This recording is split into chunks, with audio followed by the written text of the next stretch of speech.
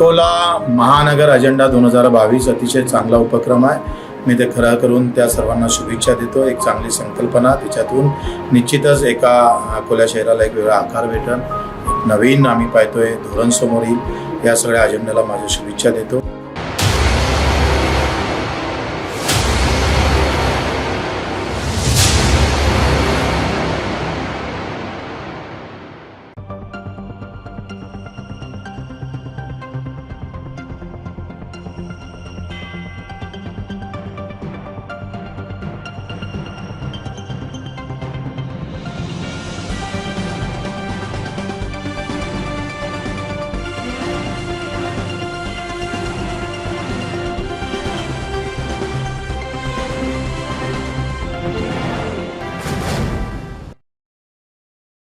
नमस्कार, RRC नेटवर्कच्या विशेष बातमीपत्रात आपले स्वागत।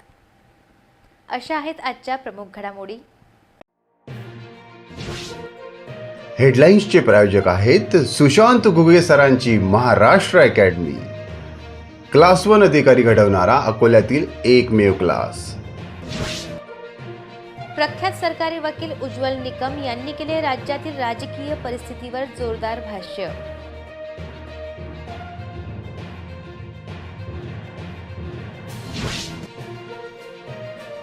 शिवसेनेचा भगवा अखंड महाराष्ट्रात कायम फडकणार, शिवसेनेच्या वतीने अकोला शहरात महाआरती।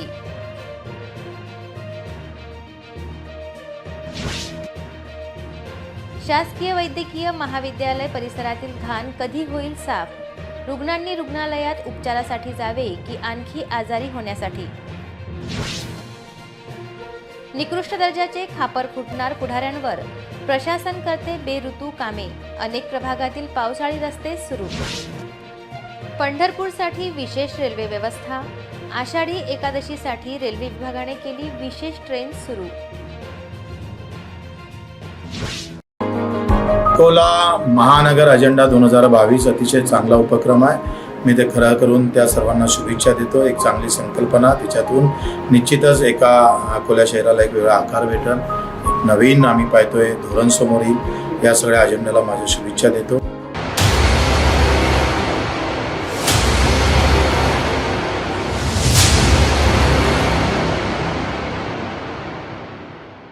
राज्याचे राजकारण अत्यंत चव्हाट्यावर आले आहे। संपूर्ण राज्याची बदनामी होत आहे। त्यामुळे पक्षांतर बंदी कायदा आणखी सक्षम करण्याची आवश्यकता असते, असे प्रतिपादन प्रसिद्ध सरकारी अधिवक्ता उज्ज्वल निकम यांनी केले। ते अकोल्यात माध्यमांशी बोलत होते। प्रख्यात सरकारी वकील उज्ज्वल निकम यांनी राज्यातील राजकीय परिस्थितीवर जोरदार भाष्य केले। अकोल्यात पत्रकारांशी संवाद साधताना ते म्हणाले की नाते एकासोबत, लग्न दुसऱ्याबरोबर, मंगळसूत्र तिसऱ्याच्या नावाचे तर बाळ चौथ्याचे, अशी परिस्थिती राज्याची झालेली आहे। की सध्याची स्थिती बघता मी एवढंच म्हणेल की वसंतरावांच्या घरी नांदायचं, गळ्यात मंगळसूत्र पंडितरावांच्या नावाने घालायचं, उखाणा विलासरावांच्या नाही घ्यायचा आणि गर्भ मात्र देवरावांचा वाढवायचा, ही अशी परिस्थिती दुर्दैवाने आज महाराष्ट्राच्या राजकारणात आहे। महाराष्ट्रात अनेक गंभीर प्रश्न आहेत, पावसाळा येत चाललेला आहे। हा राजकीय जो काही चाललेली व्यवस्था आहे याच्यावरती कुठेतरी थांबलं पाहिजे। पावसाळा जवळ येत असल्यामुळे अनेक शेतकऱ्यांचे जटिल प्रश्न देखील सरकारला सोडवावे लागणार आहेत आणि म्हणून अशा प्रकारचा गुंतागुंत की जास्त वेळ लांबणं हे निश्चित राज्याच्या स्थिरतेला चांगलं लक्षण नाही। याच्यावरती ताबडतोब कुठेतरी निर्णय, हा फायनल निर्णय झाला पाहिजे, राज्यकारभार सुरळीत चालला पाहिजे, असा एक नागरिक म्हणून माझी या निमित्ताने अपेक्षा। सध्या राज्याचे राजकारण अतिशय घाणेरडे झाले आहे। त्यामुळे पक्षांतर बंदी कायदा आणखी सक्षम बनवण्याची गरज असल्याचे सांगून ते म्हणाले की या परिस्थितीवर विधानसभा उपाध्यक्ष काय निर्णय घेतात हे पाहणे योग्य ठरेल।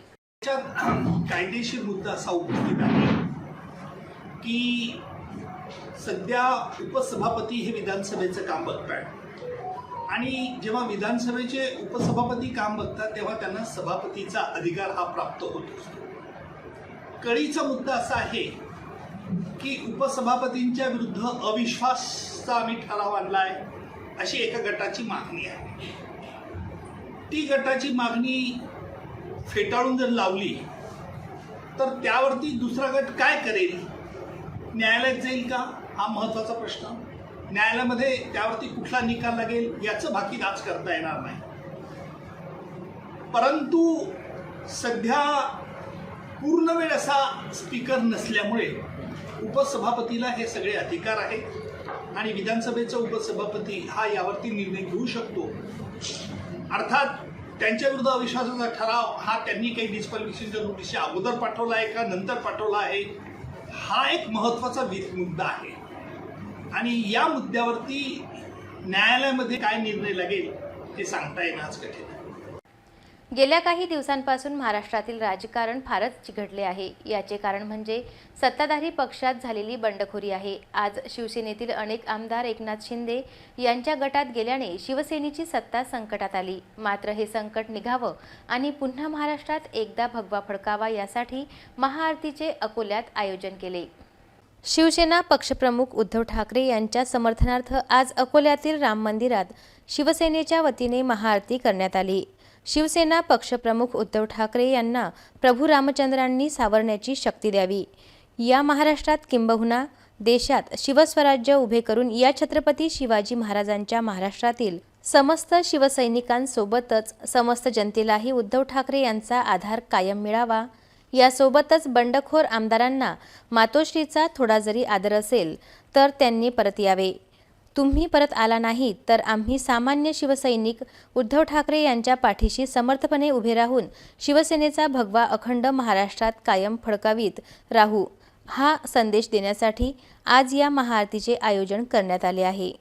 सरकार आणि चांगला कार्यभार सुरू असताना अलीबाबा आणि त्यांचे 40 सहकारी, मी दुसरा नाव त्यांना देणार नाही कारण की 40 आमदार नाही, त्याच्यामध्ये अनेक लोकही आहेत, तसे अलीबाबा आणि 40 सहकारी त्यांचे सुरत आणि गुवाहाट्यामधून गेलेले आहे. आणि अशा परिस्थितीमध्ये चांगल्या चालवत असताना सरकारला उद्धव साहेबांना असं एक टेन्शन द्यायचं, एक त्यांना वेदना द्यायची, हा बाब अख्ख्या महाराष्ट्राला अतिशय दुःखदायी आणि वेदनादायक ठरलेली आहे. भारतीय जनता पार्टी आणि शिवसेनेसोबत युती होती आणि त्या काळामध्ये सुद्धा हेच मंत्री कार्य करत होते आणि हेच उद्धव साहेबांना सांगत होते की आम्ही यांच्या मांडीला मांडी लावून बसू शकत नाही. आणि तेच आज अलीबाबा होऊन गुवाहाटीला गेलेले आहे 40 लोकांना घेऊन. ही अतिशय निंदनीय बाब आहे. ह्या लोकांना काय दिलं नाही उद्धव साहेबांनी? समृद्धी महामार्गांचे अध्यक्ष ते होते, नगरविकास मंत्री ते आहे सध्याच्या परिस्थितीमध्ये, त्यांच्याकडे MMRDAचे खाते असताना एक मंत्री आमच्या जळगावच्या म्हणतो की मी पानटपरीवाला,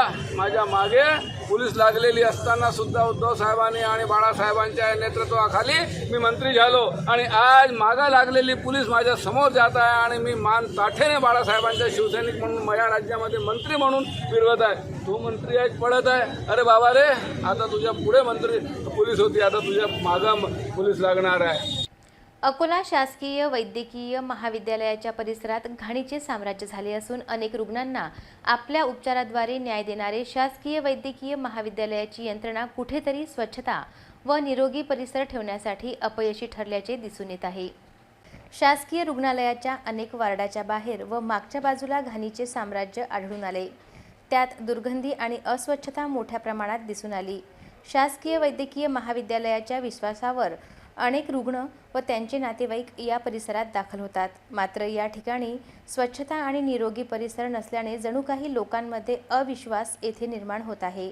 या ठिकाणी असलेले अनेक वार्डाच्या बाजूला शौचालयाचे घाण असून याच ठिकाणी उपयोगात आणलेले वैद्यकीय साहित्य उघड्यावर टाकली जातात, ज्यामुळे या ठिकाणी दुर्गंधी पसरत असून व्यवस्थित व्यक्तीसुद्धा यामुळे आजारी पडू शकतो.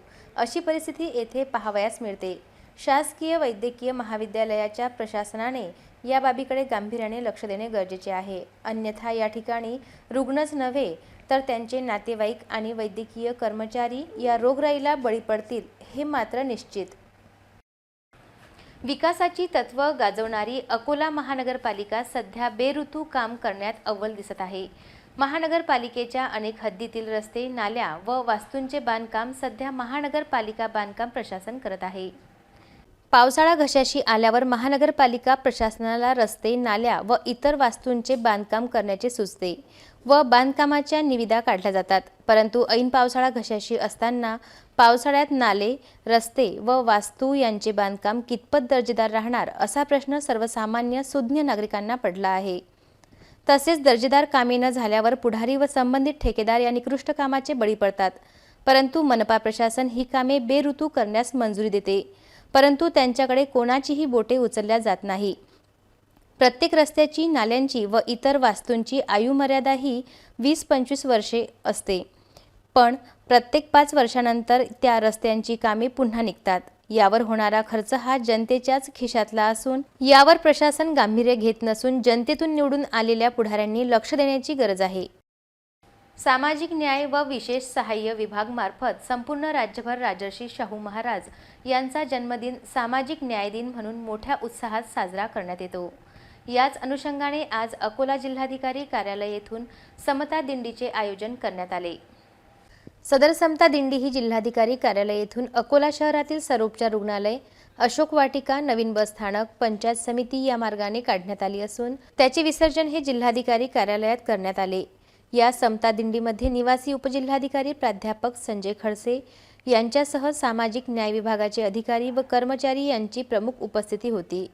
या दिंडीमध्ये शालेय, महाविद्यालयीन तसेच इतर विद्यार्थ्यांनी मोठ्या प्रमाणात सहभाग दर्शविला. समाजामध्ये समता निर्माण करणे आणि समतेतून विकास घडवून आणणे हाच उद्देश आज डोळ्यासमोर ठेवून केवळ अकोल्यातच नव्हे तर संपूर्ण महाराष्ट्रात आज राजर्षी शाहू महाराज यांच्या जयंतीनिमित्त समता दिंडीचे आयोजन करण्यात आले.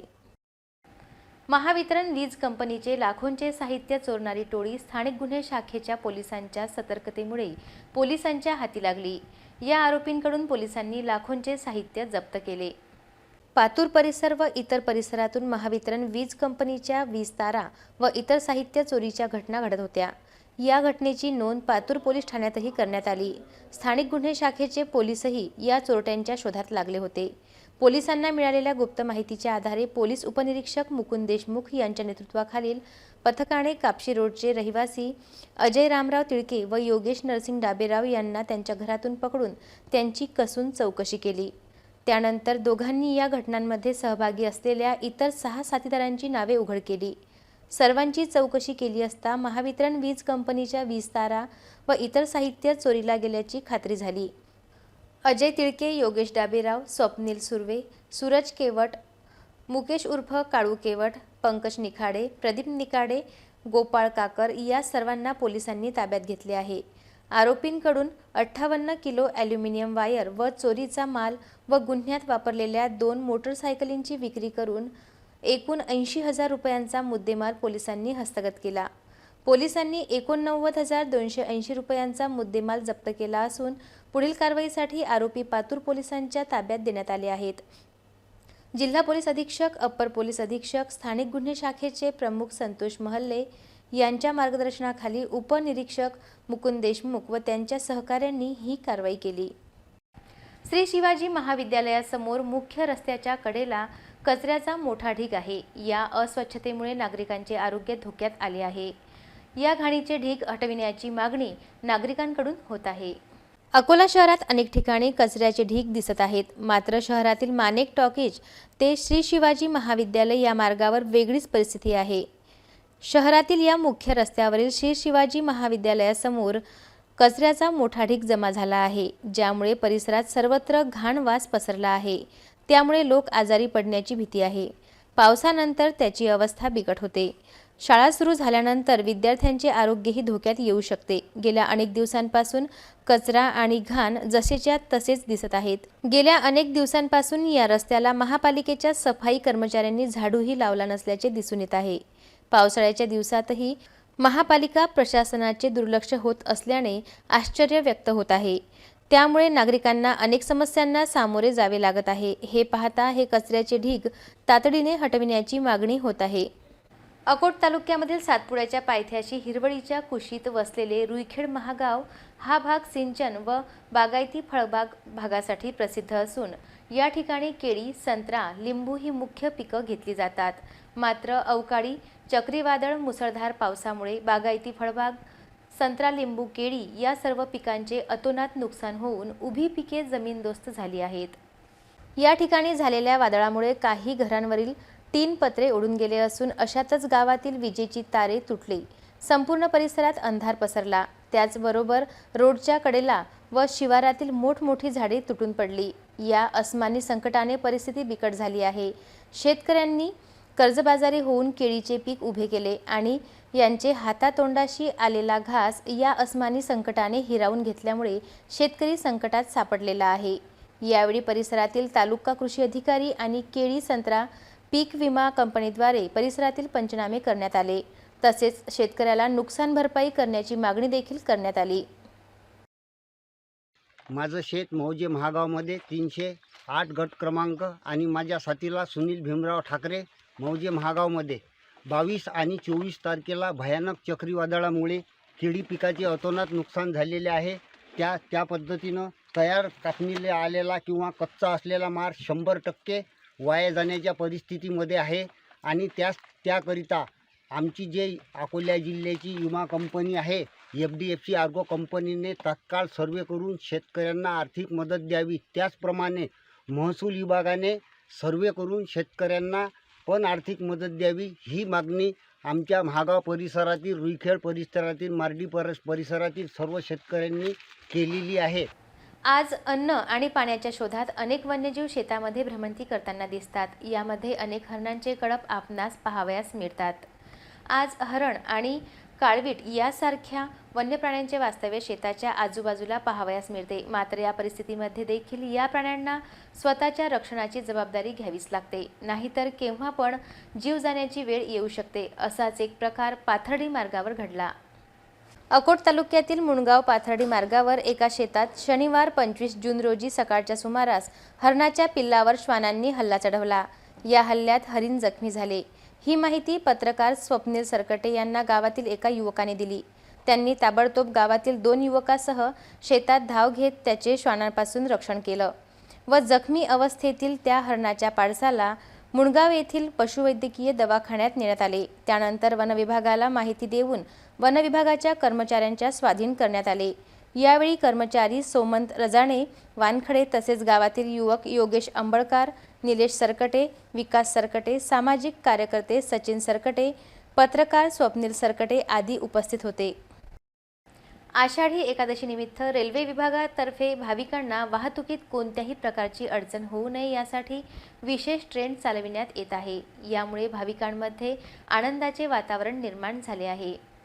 नागपूर मिरज ट्रेन भुसावळ दौड मार्गावरून बुधवार 6 जुलै ते शनिवार 9 जुलैपर्यंत ही ट्रेन अकोल्याकडे धावेल. पंढरपूर दुसऱ्या दिवशी रात्री 8 वाजता पोहोचेल. तर परतीसाठी मिरज नागपूर विशेष गाडी गुरुवार 7 जुलै रविवार 10 जुलै रोजी धावेल. ही गाडी मिरजहून 12:55 सुटेल आणि दुसऱ्या दिवशी 7:10 अकोल्याला पोहोचेल. तर 0117 क्रमांकाची ट्रेन नागपूर पंढरपूर ही गाडी भुसावळ दौड मार्गे गुरुवार 7 जुलै आणि रविवार 10 जुलै रोजी सुटेल. ही गाडी नागपूरहून 8:50 सुटेल आणि अकोला येथे 1:27 पोहोचेल. दुसऱ्या दिवशी 0118 क्रमांकाची ट्रेन पंढरपूर नागपूर गाडी शुक्रवार 8 जुलै आणि सोमवार 11 जुलै रोजी सकाळी 8 वाजता पंढरपूरला पोहोचेल. ही गाडी पंढरपूर येथून सायंकाळी 5 वाजता सुटेल आणि दुसऱ्या दिवशी 7:10 अकोला येथे पोहोचेल. ही स्पेशल ट्रेन सुरू झाल्यामुळे भाविकांना मोठा दिलासा मिळणार आहे. या विशेष गाड्या 2 वेळा चालवल्या जात आहेत. पंढरपुरात आषाढी एकादशी निमित्त भाविक मोठ्या संख्येने दर्शनासाठी जातात. लाखो लोकांची गर्दी पंढरपूर येथे यावेळी पाहावयास मिळते. पुन्हा एक नजर टाकूया आजच्या प्रमुख घडामोडींवर. हेडलाईन्सचे प्रायोजक आहेत सुशांत घुगे सरांची महाराष्ट्र अकॅडमी. क्लास 1 अधिकारी घडवणारा अकोल्यातील एकमेव क्लास. प्रख्यात सरकारी वकील उज्ज्वल निकम यांनी केले राज्यातील राजकीय परिस्थितीवर जोरदार भाष्य.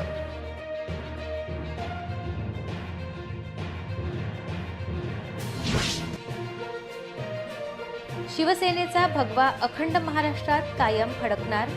शिवसेनेच्या वतीने अकोला शहरात महाआरती.